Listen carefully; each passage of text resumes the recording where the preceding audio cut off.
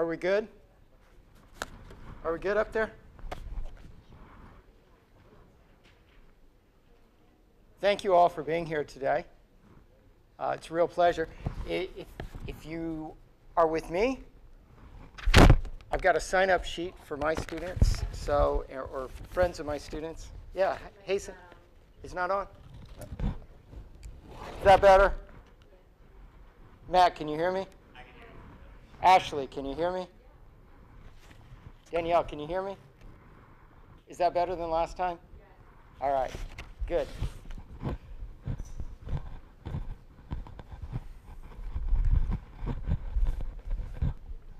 Today I'm really proud and excited to announce that we're having a reading by a novelist.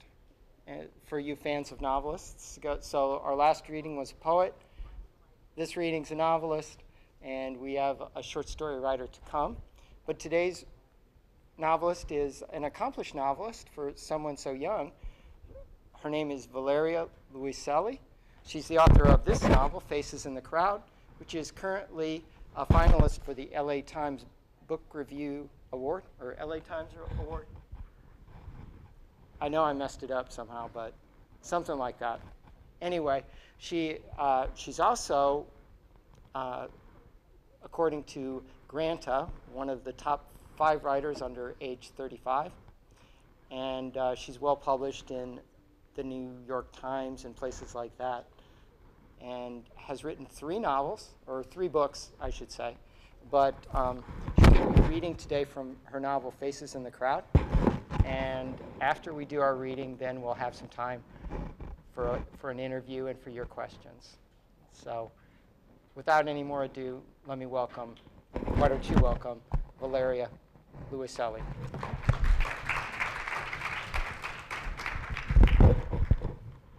Hi, how are you?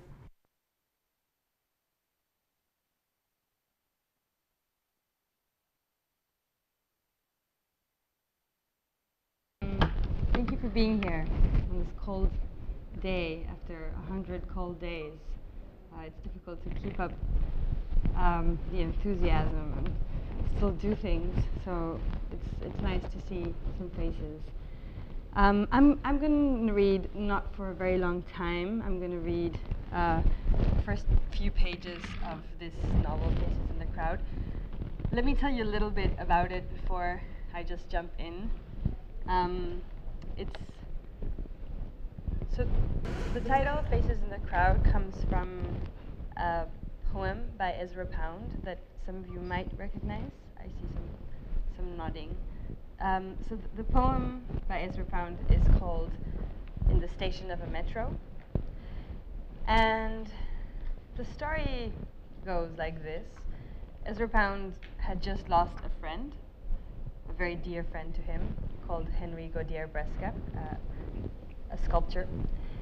And he had just died in the war.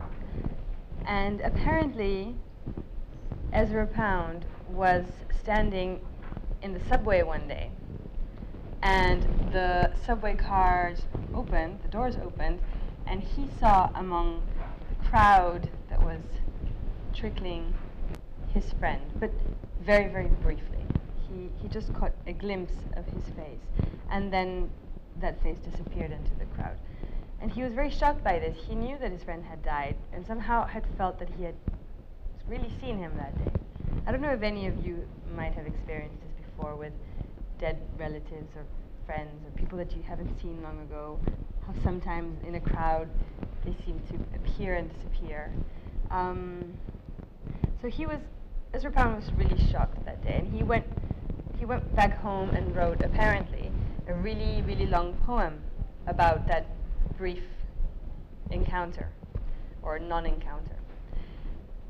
And then he thought, well, it doesn't really make sense to write a 300-verse poem about this brief instant. The fleetingness of this instant has to be reflected in a poem. So he started cutting lines, and he ended up with 2 lines, which only say, the apparition of these faces in the crowd, petals on a wet black bough. And that's all the poem says. The poem is somehow creating an equation between faces appearing in a crowd and petals on a wet black bough. It's not really establishing an analogy. It's not saying A is like B, but it establishes some kind of analogy by putting two images together. So when I was in my early 20s living in New York, I used to always have a very strange feeling when, and I'm sure you've seen this before, when two trains go at the same speed and in the same direction, and you can kind of glimpse into the next train, not your own, and sometimes you cross glimpses, gazes with a person on another train, and there is this strange fleeting intimacy, this strange sensation that you're looking into another person's life for a second. And I've always really liked that image. It doesn't come that often in the city, but when it happens, I stop and I watch as if we're watching a movie, or a very brief sort of innocent movie. And I always ask myself, what is this like? Is that sort of metaphor structure, A is like B? I would always ask myself, so what is this image like? What is this that I'm seeing? What can I compare it to? And I never quite got it. If I were a poet, maybe I would have written a poem that caught exactly that sensation and that image. But instead I wrote a novel. Novelists are much less economic of language than poets are, right? So this novel is that other side of the metaphor. When the A is like B, this B is this novel, A is this image of two trains riding at the same speed. So that's where the title comes from. That's the idea of the novel. I was in my early 20s, as I said, and I was infatuated with Imagist poetry and the ideas behind Imagist poetry. So I wanted to write an Imagist novel. I'm referring, of course, to Ezra Pound's idea of what an image should be and how images in poems should work. So Pound was kind of tired of the particular use of symbols and metaphors and how things stand for others, and he spoke in favor of the image as a complex, an emotional and intellectual complex that doesn't stand in for anything else, that is just there. Something that condenses an idea, but also a set of emotions, and that doesn't necessarily represent anything else but itself. So that was also behind this novel. I wanted to write a novel that just condensed a lot of images and kind of threaded them together as if they were different little like subway cars, but images that didn't really stand for anything else. And I wasn't interested in working with metaphors that much as I was with images. So this novel is written in very short vignettes, or fragments, if you will, or post-its, if you will. And I'm going to read from the first pages. The narrator goes back and forth between her now and her past. So you'll see that sort of coming and going. Later on in the novel, there's another narrator, but I won't confuse you with too much information. So I'm just going to read from her.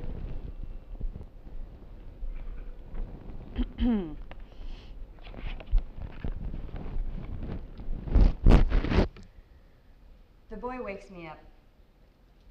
Do you know where mosquitoes come from, Mama? Where? From the shower. During the day, they're inside the shower, and at night they bite us.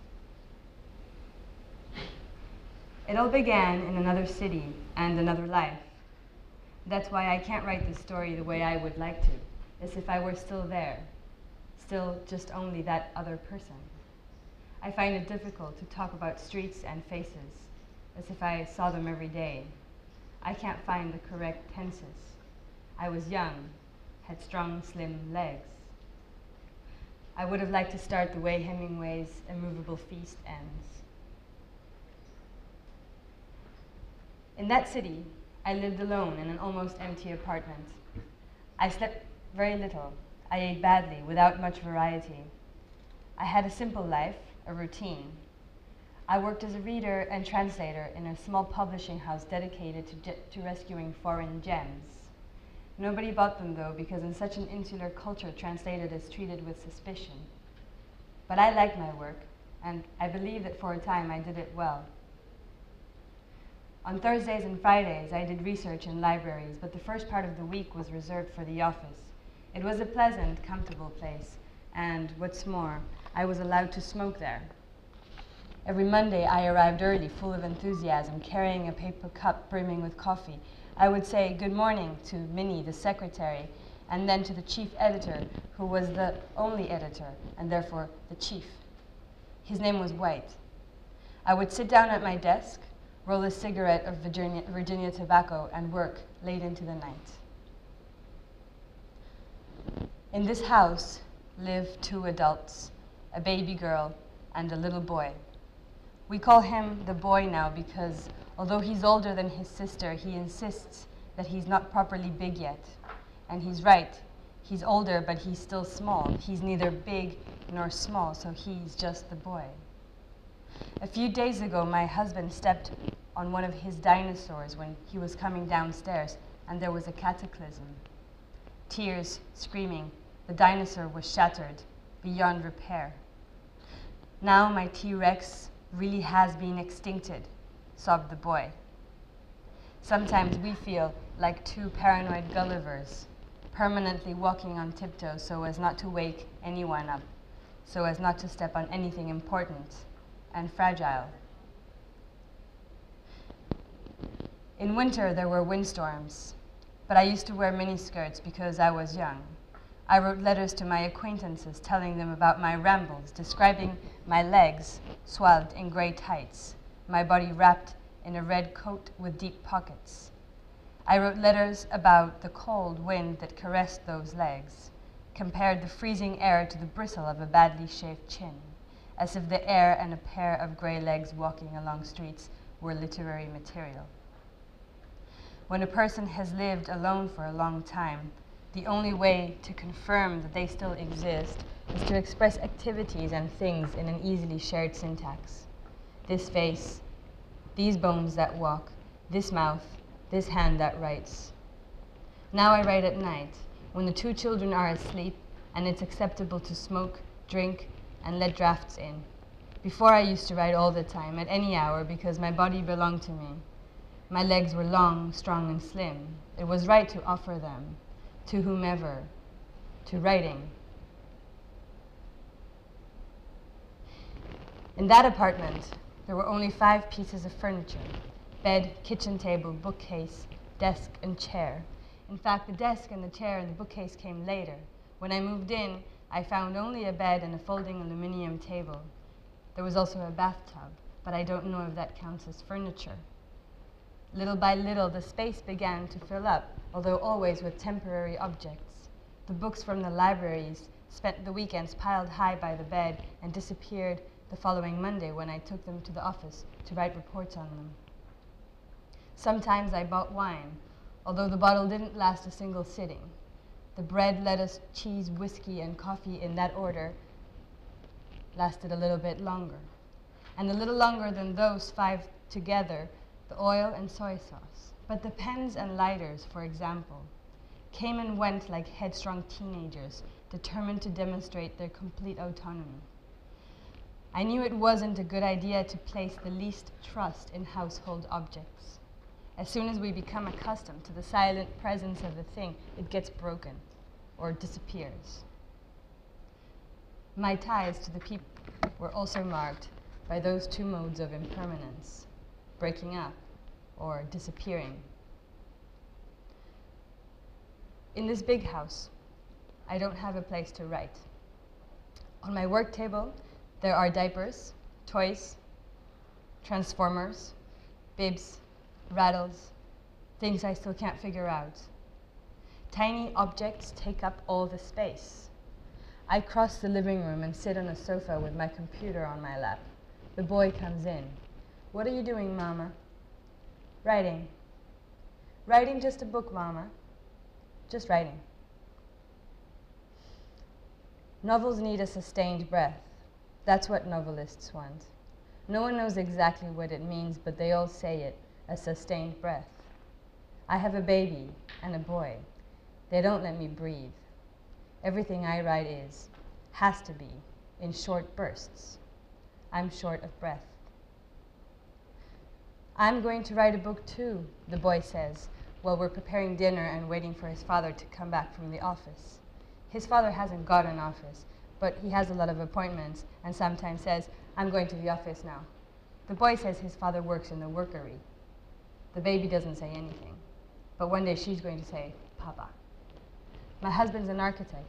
He's been designing the same house for almost a year now, over and over, with changes that are, to my mind, imperceptible. The house is going to be built in Philadelphia quite soon, when he finally sends off the definitive plans. In the meantime, they pile up on the desk. Sometimes I leaf through them, feigning interest, but I don't find it easy to imagine without. It's difficult to project all those lines into a third dimension. He also leafs through the things I write. What's your book going to be called? I asked the boy. It's going to be Papa Always Comes Back from the Workery in a Bad Mood.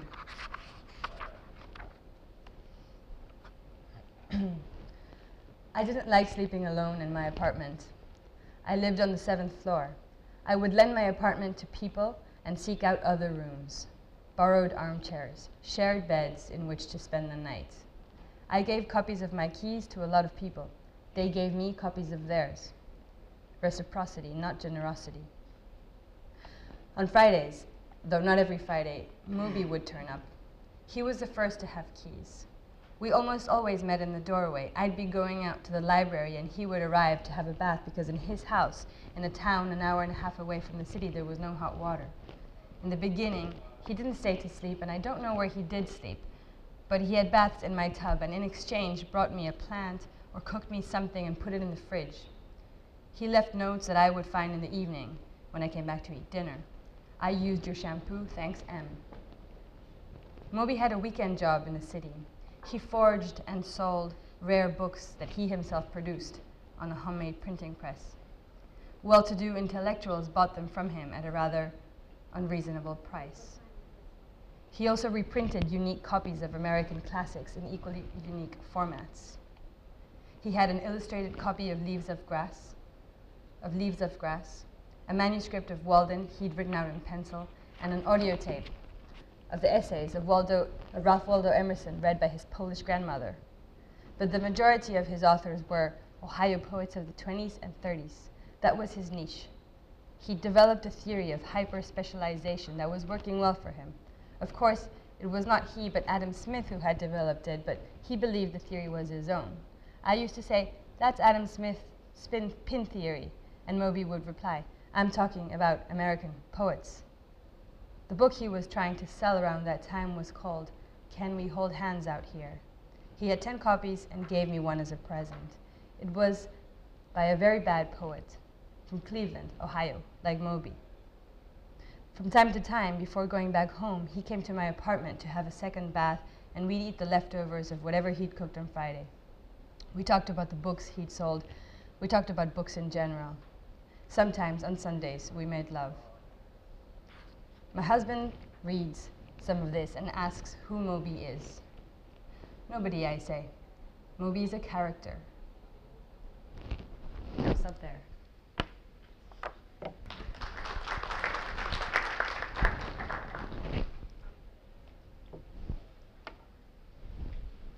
So I don't know how you want to do this. If you want to ask some questions, I'm happy to I'm happy to ask you questions too, but I'm happy to answer a couple of questions. Yeah. How did you know, that you wanted to be a writer? Sorry, can you repeat that? How did you, know that that's what you wanted to do, become a writer? Was it just? Well, I think I knew that early on, but I didn't know how to do that. I mean, I think that writing comes from reading, and I think that when I started connecting deeply to literature, I wanted to be able to do the same things. I wanted to be able to produce what others' writing produced in me. And I guess around the time that happened, I mean, I was always a reader, or not always. I started becoming a good reader in my early teenage years. I remember actually that one of the first things that I read with certain passion was this really bad book by Stephen King. I'm almost embarrassed to say so, but I was a fan of like horror movies when I was 9 or 10. I really liked producing fear in myself, I guess, and I was living in Korea at that time, and I used to go to an American military school there. And so there was a really nice library, and I one day found this book by Stephen King called Pet Sematary, which I don't know, some of you might have seen the movie about this cat that comes back from the dead after he's buried in this horrible cemetery, and then a kid dies and he also comes back from the dead. Anyway, so I found this book and started reading it, and the librarian told me that I wasn't allowed to read that was for the high school kids. And I kind of didn't steal the book, but borrowed it for a while and read it. And that feeling of subversion, of like doing something that I wasn't supposed to be doing and really enjoying it, I found that kind of pleasure in literature. You know, it was really good that she forbid it, because then I felt that reading was a kind of rebellion, or I was the rebellious type, at least until some years ago, until I had kids of my own. So I think that I connected to something there, and then later on in my teenage years, I just found that reading produced things in me that nothing else did. Reading gave me a language to understand things in a way that I didn't understand them otherwise. So I wanted to do the same. Yeah.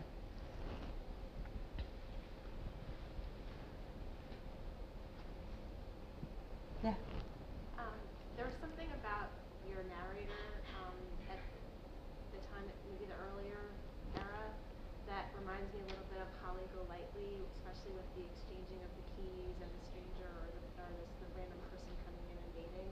Is that something that was possibly intentional, or the parallel, something like that, or has anyone ever said that to you before, or is that just something that I'm picking up on? Yeah, I'm sorry to disappoint you, but it's not intentional because I've never read that. But Okay. but I'm glad. I mean, that's what reading is about, right? I mean, like reading is a conversation, and you would read this in a completely different way as anybody else, because your references are different to everybody else's. So it forms part of a conversation in your head that no one else has. So that's what's wonderful, the way that readers make relations that the writer definitely hasn't made in many, many cases. Yeah.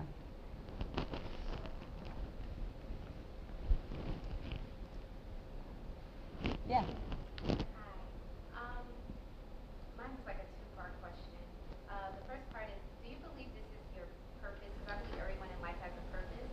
And the second part of that is, what steps did you take to discovering that you were meant to be a writer?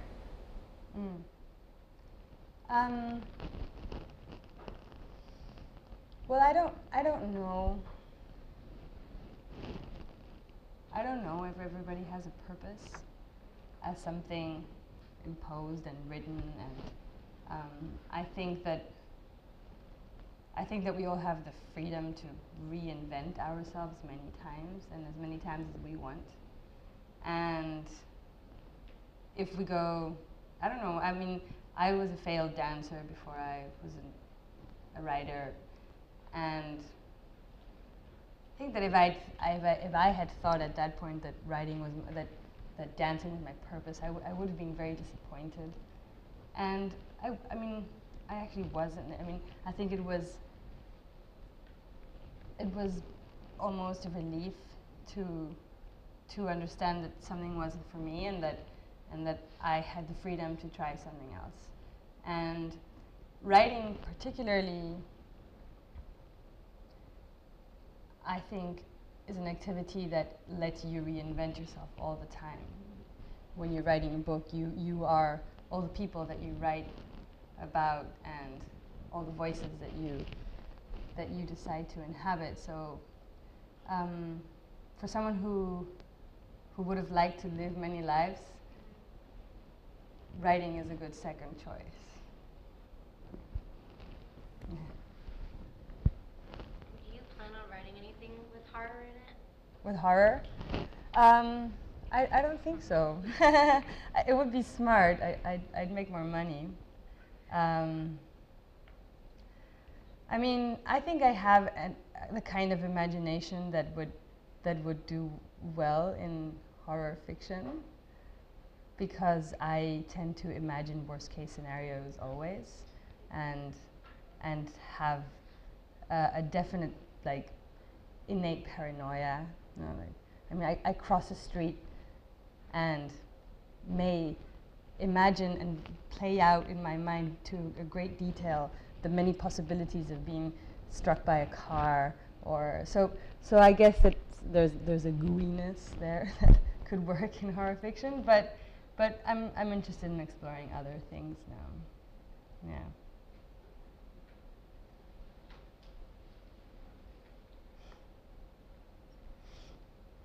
Yeah.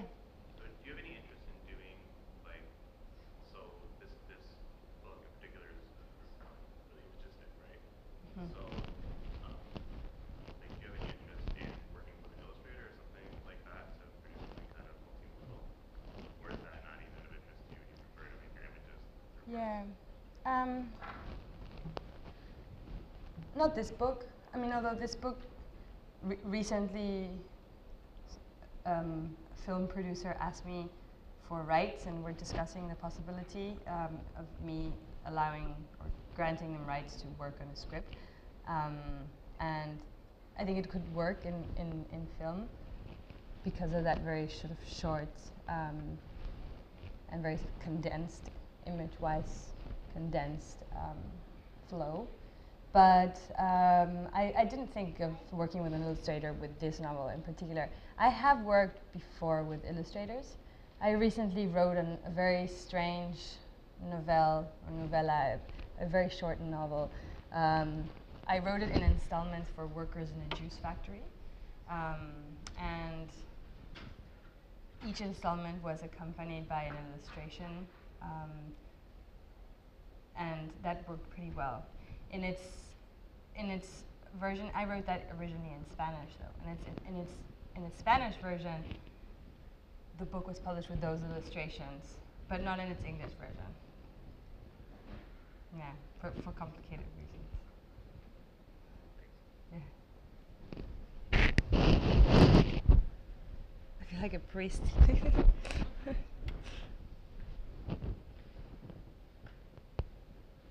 You guys want to hear my questions? They're hard. Or do you have more of yours? Your questions are better than mine. I have one. Sure. The namesake of the novel, right? The poem, the Ezra Pound poem. You were talking about that image, on the subway, well, your experience on the subway. Um, did the poem occur to you right away, and you said, like, to yourself that you wanted to kind of make that part of your work, or did you have to kind of, like, read a little bit and dig around to find something that you thought would kind of match?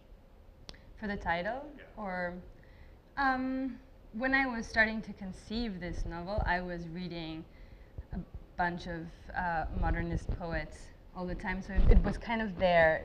I think, I mean, books are born from experience, of course, but also from other books, I think, in conversation with other books. So what I was reading at that point was a lot of Ezra Pound, a lot of William Carlos Williams, Emily Dickinson, who is probably an imagist, like a pre-imagist. I was reading Louis Zukowski and not understanding a word, but enjoying the experience nonetheless. So that was all there. And the book, in many ways, responds to those readings. So I think the title must have come in early on, although I change titles many times while I'm working on a book, and finally settle for one. Yeah. Yeah. Or did you raise? No, you were just scratching your shoulder. Yeah. That was kind of similar to what I was going to ask, but I thought of another question. You mentioned that you spent some time in Korea. Yeah. And I hope that I got this right, but I read from your bio that you also spent time in South Africa. Yeah. How do you think that being immersed in different languages and dialects affects your grasp of the English language as a writer? Well, my English is not my first language. I learned English when I was 5 or so. So it's, I guess any psychologist or expert would say that it's not my, I'm not officially bilingual. But I don't know, I move between English and Spanish constantly. In my family we also speak Italian, and I learned French, so I move between these languages a lot. When I'm writing, I often read in a language that's not the one that I'm writing in, and then make notes in that language. When I'm writing a book in Spanish, I'm always taking notes in English, and vice versa. So all my work is a sort of bilingual or sometimes multilingual mess. And then eventually I render all of that material into just one language. But I think that multilingual or bilingual mess is usually generative in that it, like linguistic barriers and limitations oblige you to find ways around what you want to say. There's so many ways of saying the same thing, right? And when you're very comfortable in the language, you often just find the easy way. And when you're not, you have to sort of find your way there.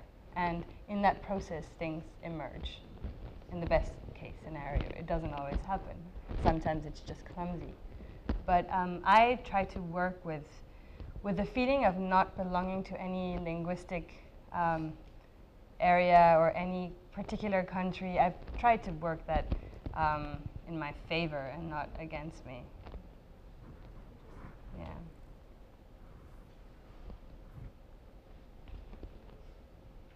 Yeah. How has traveling affected your writing? Inspired? Yeah, I mean, the fish can't see the water, right? So I don't know. I was just, I was just born that way, kind of. No? Like I've been moving around from country to country since I was 2 years old, and I've never really lived in a place for longer than 3 or 4 years, or in a single house for 2 years in a row. So that's just what I know. And I guess that it reflects in many levels in what I write. One possible level is that my books tend to not stay in one particular narrative viewpoint, but shift around constantly, and are often conscious of that shifting around. So they're books about how to stand and narrate, where to stand and tell something, and they're not easily placeable in a cultural niche. I mean, I think what happens with sort of the extra literary sphere, so the book market itself, people always want to place you in a pigeonhole. People always want to put you in a box. If you're Latino, if you're black, if you're Russian, if you're this, if you're a woman, if you're whatever, if you're like, there's all these categories, you know? But I think that my work is difficult to label in that sense. Because I'm as South African as I am Mexican, and I've been in New York longer than I've lived in Mexico in a row or in whatever. So it's, yeah. I don't know if that works against me at the end or not. It's just the way it is.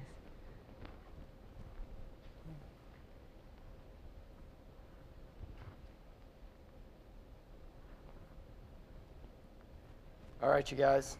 Thank you. All right. All right, so I've got some questions. Oh, so I stay You here? want to sit down? Okay, sure. And you can take the microphone too, so everybody can hear. See if we can adjust it.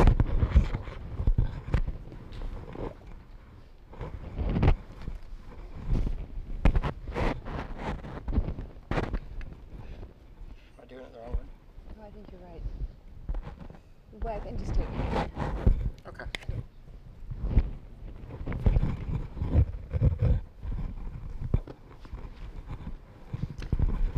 All right, so some questions. Some more questions for Valeria. I feel like I'm in a test. Help me. Nah. We're all friends here. So,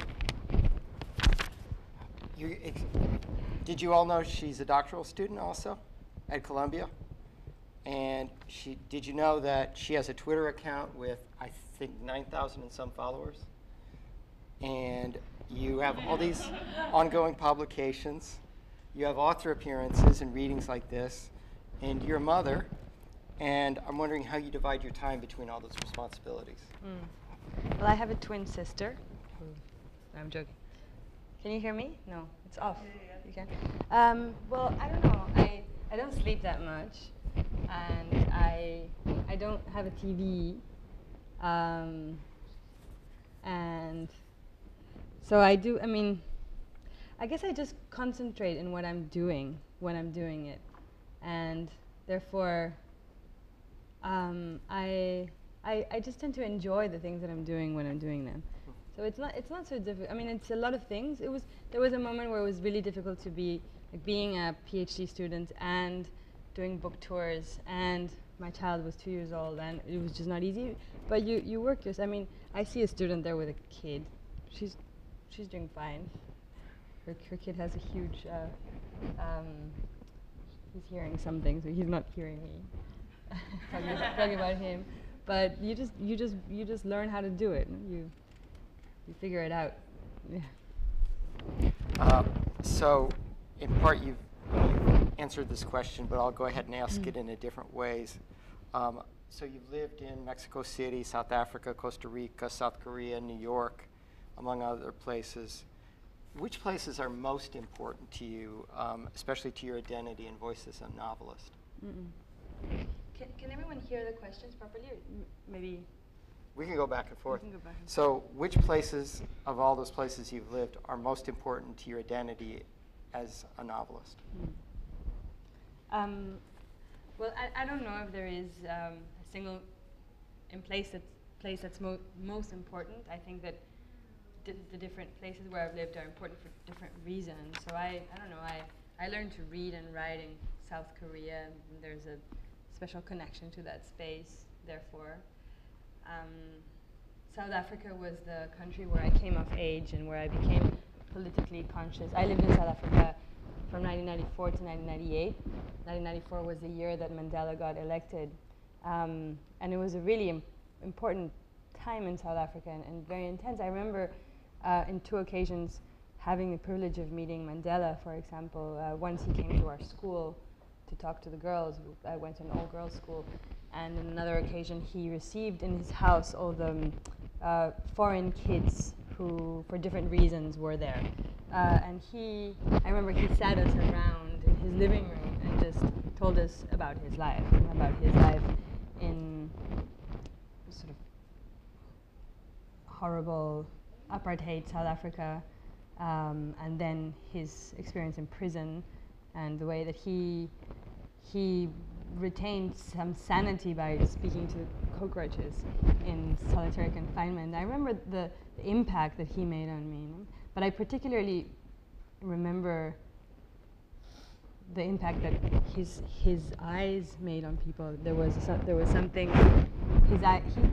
He had suffered from cataracts for many years because of the amount of dust in the prisons. But there was something in the way he looked sort of through those sort of hazy eyes and looked really, really deep into you. And I think that, I mean, I don't know, I became a person in Korea, in South Africa. In those years, I became politically conscious.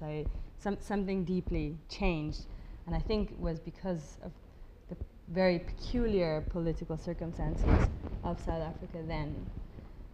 And then New York has been my sort of second permanent residence. The U.S. has been a country that has been really sort of generous with my work. I think more so than Mexico. As a woman writer, it's been more difficult in Mexico than here, much more. I feel that even though gender equality is definitely not perfect in the U.S., it's better than in Latin America. So every space has given me something different, and I cherish all those things. Yeah. You mentioned retitling your book of essays, Sidewalks, was previously titled Papeles Falsos, or Fake Papers. Why did you retitle it? Yeah. Well, it's true. I do retitle all my books, except the last one, which is very straightforwardly called The Story of My Teeth in every language. It's this other book that I was talking about earlier that I wrote in installments. But it's true that all my other books have had completely different titles in Spanish than in English. And I think the reason for that is that because I move in both languages comfortably and rework on their versions, I feel that the translation is not really a translation, but a kind of twin, or like a version of the book, and therefore a different book in many ways. So I retitle those books, and sometimes it's just because translating titles doesn't work. I mean, there's very extreme examples, and for example, I mean, just to give a really silly example, when in Latin America, when movies are translated, they hire the worst possible translators to translate titles of movies. So I remember, you guys are probably not born, but that sort of blockbuster, cute movie called My Girl. You remember that? You were alive? So My Girl was titled My First Kiss in Spanish. Terrible title. But then My Girl 2 came out. It was called My First Kiss too. And no one noticed, I guess. So translating titles is often a bad idea. And my title for Faces in the Crowd in Spanish was Los Ingrávidos, which means literally the people without gravity, the weightless ones, the ones without weight. And that sounded terrible, according to me in English, like the weightless. First of all, it sounded, when I pronounced it, like the wait list. So I thought it's going to lead to a lot of confusion. And then the weightless sounds like a sort of Japanese title in translation, I thought. So I looked for a title that I liked in English. Just to pick out one brief essay from Sidewalks. In your essay, Cement, it's a brief account of murder in Mexico City, and the narrating voice of the essay dissolves in short order from a resident of an apartment building into the voice of all residents of the city. I'm wondering if that unstable, dissolving voice is a deliberate choice, or is it more of a habit that you have as a writer? Well, it's difficult to say, like, when things stop being a choice and they become a habit in general. But I think that when speaking about the essay form in particular, I tend to kind of zoom in and out, so to speak. So my essays have a very intimate first-person narrator persona, whatever you might want to call it, but I often step back from that and try to look at what I'm writing from a kind of distance, from a kind of sort of more universal distance.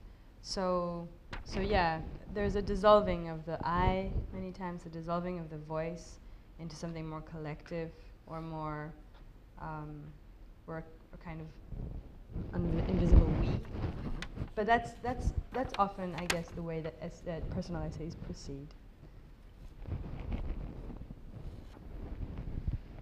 In Sidewalks, you cite Roland Barthes' essay on the Eiffel Tower, calling architecture simultaneously the production of an impossibility and the putting into practice of a functional order.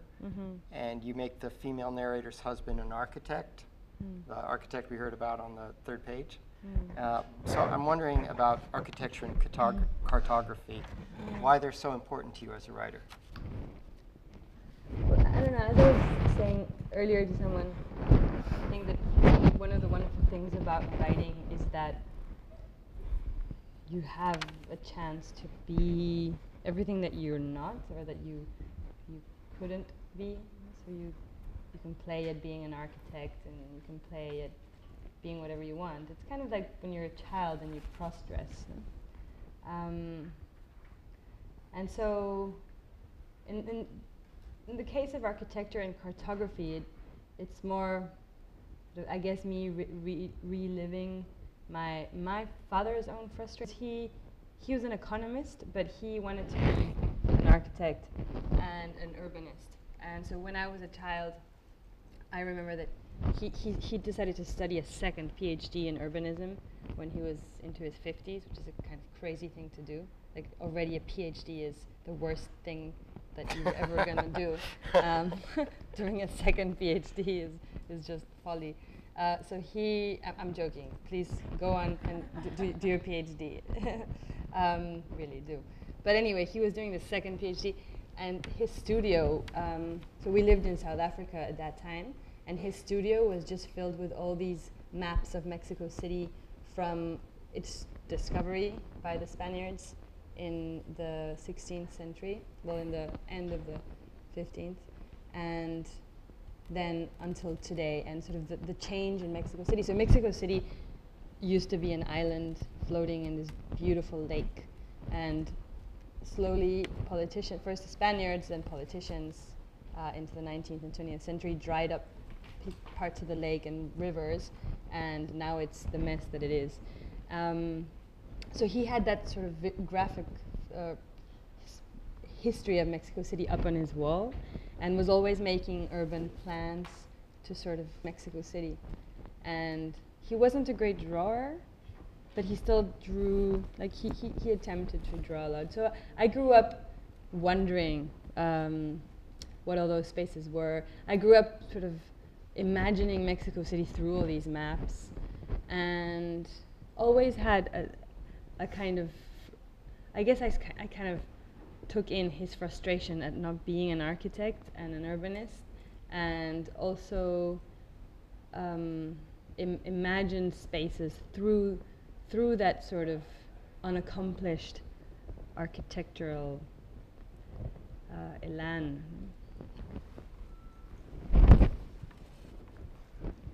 So in Sidewalks, you write about the relingos, or absences between buildings, the imaginary spaces. And I wonder if those relingos or absences are everywhere, or they exist more in urban landscapes. Yeah, so the concept that you're referring to is a concept that was coined by a group of architects in Mexico, and the concept is relingos in Spanish, and there's something similar in French architectural theory called terrain vague, like vague terrains, and it basically refers to pieces of land in cities especially that have kind of been abandoned and are disused, kind of marginal, even though they're in the middle of the city, and that then take on kind of accidental purposes, or people repurpose them for different reasons and give them different uses. So there's relingos everywhere. It's one of those things that if you know, you start seeing. Like maybe you'll go out today and start spotting all the relingos around Union. I'm sure there are a lot. New York doesn't have so many. Like New York is a city that I guess is like afraid of emptiness. So it's all about like filling up space as much as you can.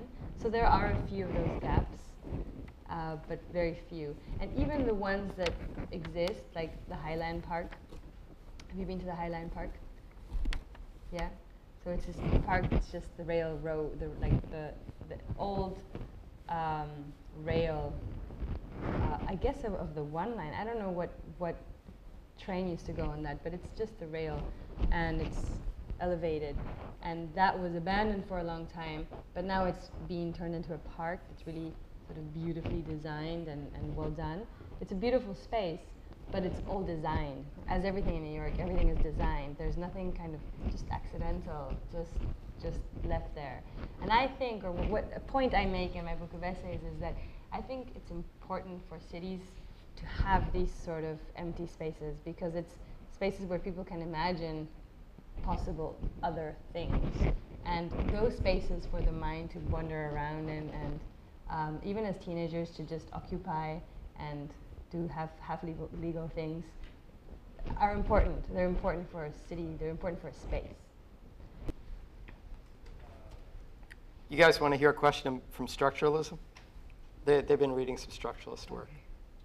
All right, so Roland Barthes in his structuralist early work wrote, "Art does not acknowledge the existence of noise. It's a pure system. There are no wasted units, and there never can be any." Do you think of your own work as a pure system without any noise in the same way? I don't. I don't think of my work like that. I like to think that my work is kind of porous to the world around it, so that it picks up the trash too. And like if I'm writing and someone is typing or talking near me, I usually would pick that up and bring it into the text instead of trying to resist it. So I bring in a lot of accidents into what I'm writing. I like to think of my work as something that bears the imprint of what happened while it was being made. So all that is kind of there. It picks up the rubbish.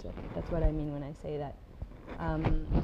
But I'm also very aware of how every word that I use or every image that I use has a specific gravity. And when I edit, I am a very careful editor, because I don't like there to be a surplus of words or a surplus of imagery. I like my work to be as spare as possible. In Faces in the Crowd, there are at least 3 important voices and at least 2 important characters. A female editor seeking letters and poems of Gilberto Ons, a young mother who appears to be a later version of the editor, and Gilberto On, the Mexican poet. Do you see the narrators as distinct entities or as sort of ghosts that fade into each other? I think they're more like ghosts. I mean, this is a ghost story, to answer your question about her, but it's not a scary one.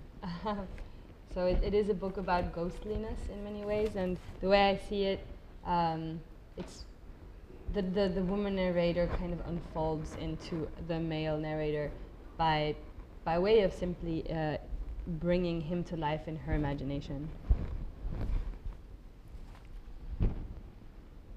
How did you choose Manhattan, Mexico City, and Philadelphia as the 3 settings for Faces in the Crowd? And are they all equally important?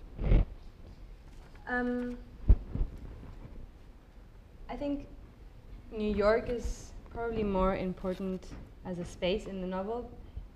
New York is almost like a character in the book. Mexico City is kind of present through its absence. It's the only thing we see of Mexico City in the novel is a house from which the writer is writing. What you heard is that house inside Mexico City. And Philadelphia is kind of like an imagined territory, and as a space where one of the narrators, the male narrator, is living his final days. So why the 3 spaces? Well, basically because I was working with some historical figures. Like I often like to pick on writers that existed in the past and bring them in as fiction characters of my books. So I was working with writers that existed, such as Gilberto Owen, Langston Hughes, Federico Garcia Lorca, Pound, and a few others that come in the novel. So I was working in a geographical area too. So those three places where things that I was telling happened, so they had to be there. So back to the idea of ghosts.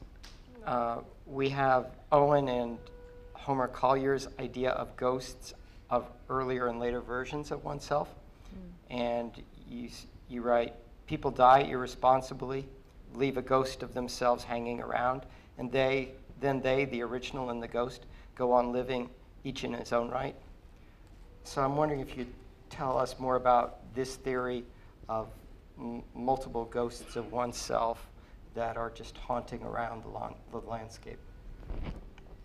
Well, yeah, I mean, maybe because I've lived in so many different places, I kind of always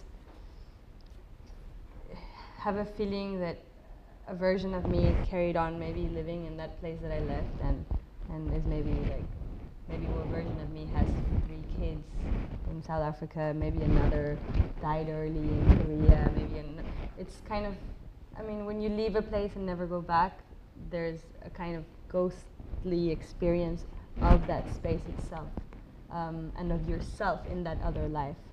So if you've moved around before, there is a kind of ghostly relation to your own life.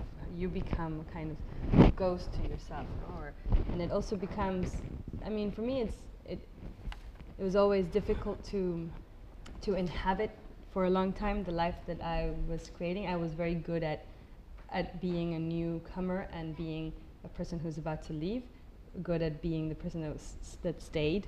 So that was in itself a kind of ghostliness, that incapacity to just be in a place permanently, and that's something that I deal with in the novel a lot. You've mentioned a number of famous poets that appear in the novel: Owen, Lorca, Pound, Emily Dickinson, William Carlos Williams, Zukofsky. F. Scott Fitzgerald makes a brief appearance. I'm wondering why poets play a much greater role in the novel than do novelists.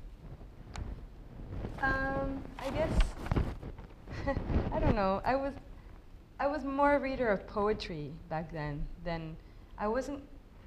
It's kind of a paradox because I mean I didn't read I didn't read novels or prose in general. I read some essays, but I didn't read novels at all, but was nevertheless interested or maybe resigned to writing a novel instead of poetry.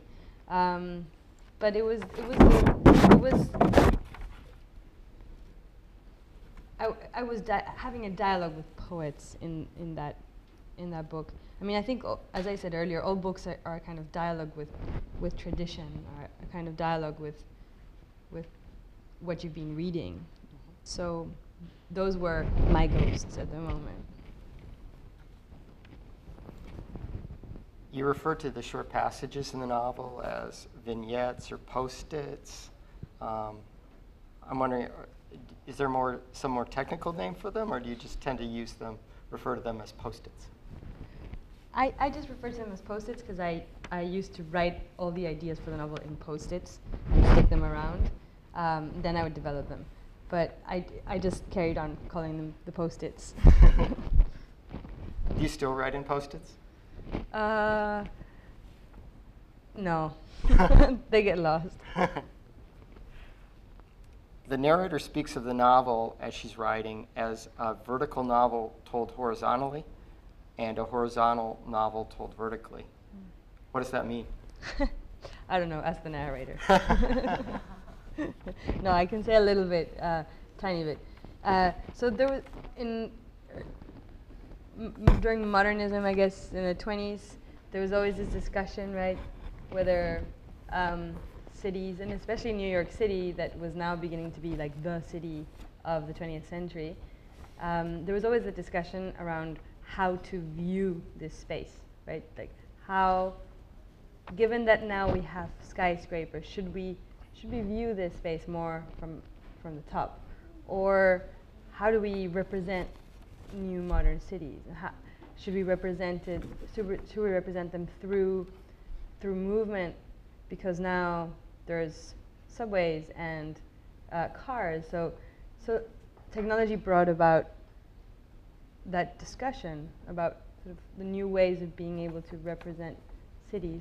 And the discussion, or the kind of cliche in New York was that the new viewpoint was from above. The skyscraper offered that distance, that verticality. But Gilberto Owen had something really interesting where he said in a couple of his letters that he thought New York had to be viewed from the viewpoint of the subway, that is, moving through it but in its intestines, and then sort of just imagining what was above without really seeing it. So I think it's a really interesting way of trying to represent a city, a kind of invisible city that you're just moving through at a great speed but not seeing. So the novel was very much about how to find a kind of equilibrium between two viewpoints of a space and of two different lives. So therefore that sort of verticality and moving through a story, imagining the verticality of it too. How many languages has your work been translated into? And second, which language have you sold the most copies of your work in? I don't know which language we've sold most copies. It's probably English or Spanish, but I really don't know.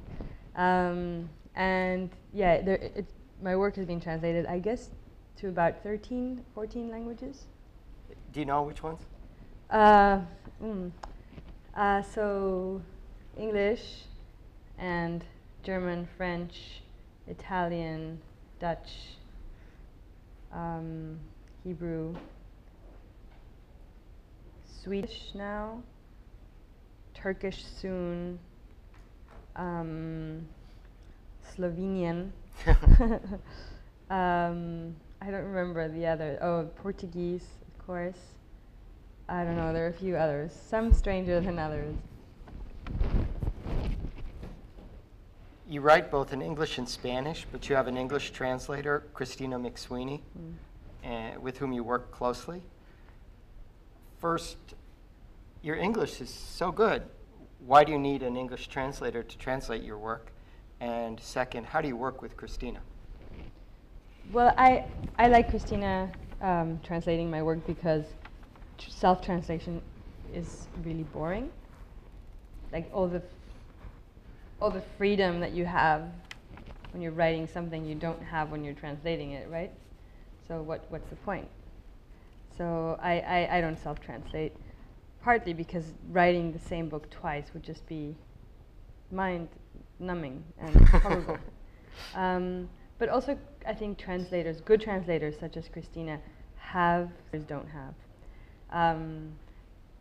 Among other things, they have a distance from the text that you don't have as the author of that text. So a translator has a clear-mindedness that a writer won't have in choosing the correct word, in sticking to a rhythm and not being tempted to alter things too much. So I like that she renders my work into at least a first draft that then I actually do rework on and rewrite on top of my work. It's kind of like a many layered thing.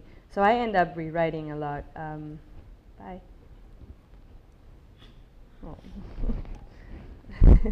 I'm writing a lot on top of that, but I like it that she does the first brilliant translation. Do you plan your fictions extensively before writing? And how much does the plan change as you write? Oh yeah, I plan extensively and I've never once stuck to my plans. Tell us about your new novel or novella, Story of My Teeth. What's it about? Well, it's the one. It's coming out next. Oh no, it's coming out this year in the States, and I think it's coming out in the fall. And I think I spoke a little bit about it earlier. It's something that I wrote in installments for workers in a juice factory. It was a really, for me, it was a really interesting procedure, completely different to anything I'd ever done as a writer, because it involved so many voices, and it involved a conversation with people that I would have never in another context had a conversation, a literary conversation with, at least. It started off as a commission for an exhibition in the Humex Foundation, which is a huge art collection, but they're funded by a juice factory, as bizarre as that sounds. I didn't make it up. And so they asked me to write something for the exhibition, but I thought that I might like to write something for the factory rather than their gallery. And so it took some negotiation, but they accepted. So I wrote for a few months, I wrote installments, like chapbooks, like 19th century chapbooks that I sent to them. They published in kind of very cheap chapbooks, distributed in the factory, and then a group of about 12 workers became interested, and they read every week. They read aloud, and then they would criticize, often harshly, or just comment, and then tell their own stories, and then all that was recorded and sent back to me in New York, and then I would hear that and then write the next installment like that. And at the end, we had this novel called The Story of My Teeth. What was the best thing they added? They were brilliant, but I didn't know. I penned under a male name, of course, because I knew that workers in a factory maybe weren't going to take me too seriously if I was. That's how things are. So I had a man's name, and I was still trying to find the voice, and it wasn't easy. The voice of the narrator. It was a first-person male narrator, and one of them had this amazing voice. The way he spoke, he had this like really sort of streetwise ness and a way of like playing with language that I basically just stole. That's what novelists do. I mean, if you shouldn't tell a novelist anything because they're gonna just steal the story. I do. I know I do. There's in my neighborhood. I live in Harlem, in New York, and there's this Mexican man who sells coffee in one of those little carts, and I've befriended him because I always buy coffee from him, and often I linger, and sometimes I speak to his clients, and when his clients come, he always tells them like, you don't say anything to her or if you say something to her, you charge her because she's gonna write about your story. So you charge her for your story. Of course, what's funny is that people, instead of shying away from saying anything, they just won't stop. They'll tell me these really long, bizarre stories that they think maybe I'm going to write. Sammy, do you want to tell your megabus story? No. Sammy has a story like that. What projects are you planning now? Oh, I think it's bad luck to talk about what I'm writing now, and I think it's bad manners to bore people, so I'm going to stop right there. Okay. Your husband, Alvaro Enrique, is also a well-known novelist. Do you work together as writers, and if so, how? Well, we work in the same space, less out of love than out of lack of space.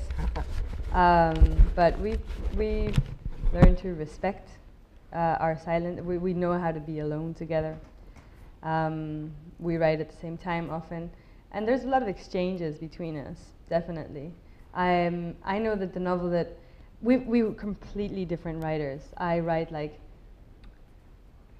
that's my rhythm, and then delete, delete, delete, delete, and then delete, delete, delete, and he's like torrential. No? He'll just sit in front of the keypad and hammer at it, and our work even physically on the page looks different. Or his are like these pages full of things. Mine are like, as you heard from the reading, these like words, gaps, words here. So we're completely different as writers. And we've never written even about similar themes. But what we're writing now is going to be really strange because we're both writing, I said I wasn't going to talk about this, but we're both writing about a road trip that we took last summer from Manhattan to Arizona. But I have no idea what his version is going to look like and what my version is going to look like. So at the end, we've decided that we're not going to read anything to each other or tell anything to each other until we've both finished. But I think he's going to be finished before me, so I don't know what I'm going to do. Any more questions? Everybody thank Valeria.